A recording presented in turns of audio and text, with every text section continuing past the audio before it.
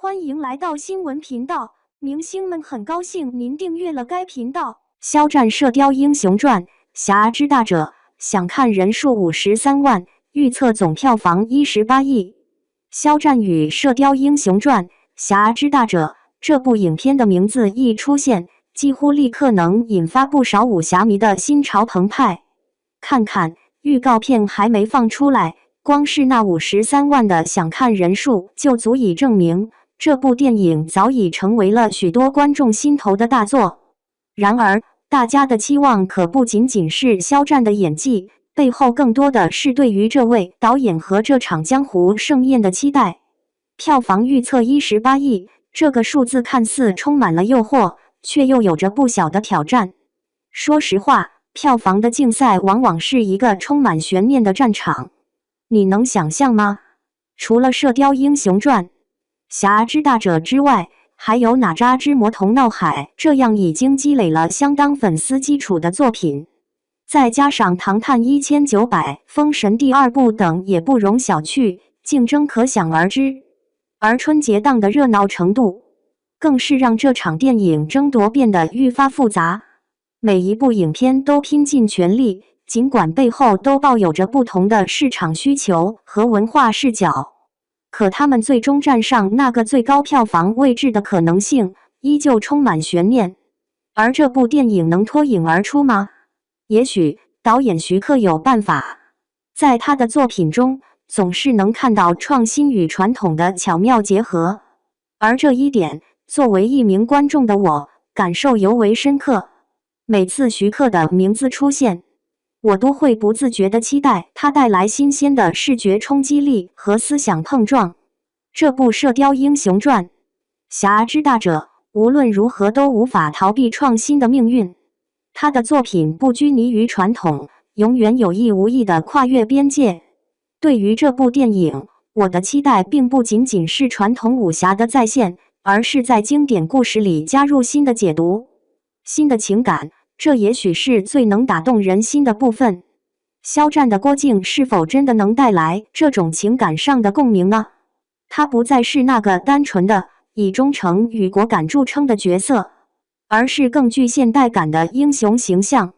说实话，他身上那种阳光硬朗的气质，某种程度上也确实符合了现在年轻观众对英雄的期待。这个时代的英雄不再是完美无瑕的，而是有血有肉的真实个体，带着自己的烦恼和挣扎。无论是郭靖的内心世界，还是外界的江湖纷争，都深深影响着这一代观众的情感认同。而肖战恰恰具备了这样激发情感共鸣的能力。当然，光靠一个肖战是不够的。电影里的其他演员，像胡军、蔡少芬等，都为这部影片注入了不小的分量。胡军的乔峰形象早已深入人心，而如今他的再次亮相无疑给这部电影增添了许多经典的色彩。蔡少芬在剧中的表现更是让人眼前一亮，她的成熟和细腻演技无疑成为电影中的加分项。我们一直在说18亿票房，但这个数字真的是凭空而来的吗？或者更深层次地说，这部电影要赚到18亿，其实背后反映的是一种观众对于新旧结合的渴望。对于徐克来说，他所做的并不仅仅是一个普通的商业片，而是一种文化的传递，是对传统武侠的尊重与对现代审美的呼应。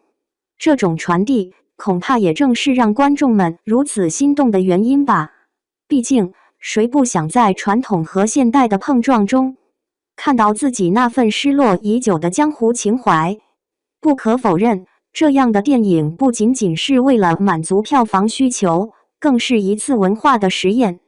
在当下这个信息碎片化的社会，我们也许早已习惯了快速消费和娱乐至上的模式，而《射雕英雄传》侠之大者就像一颗石子，丢进这片汪洋的湖水里，试图激起几波更为深远的涟漪。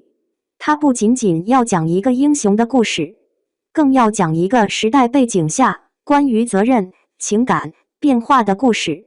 你是否也和我一样，站在这个时代的十字路口，对这部电影充满期待。如果电影真的能创造出18亿的票房，那就意味着什么呢？不仅仅是数字上的胜利，而是文化的一次胜利，是观众情感的一次释放。也许这样的票房成绩才是我们时代赋予电影的最佳礼赞。不过，到了最后，是否能够如预期般突破18亿的票房，依旧是个问题。春节档的竞争越来越激烈，而这部电影能否在这些影星林立、作品丰盈的档期中脱颖而出，真是充满了变数。而我们作为观众，心中所期待的，不仅仅是电影票房的数字，而是那个能够触动我们内心深处的故事。到底肖战饰演的郭靖能否为我们带来一段崭新的武侠传奇？一切仍需等待。这场侠之大者的较量，不仅仅是票房的竞争，更是时代对经典的再定义。你会支持哪一方？最终又会在这片风起云涌的市场中收获什么？我想，只有等电影上映后，所有的答案才会揭晓。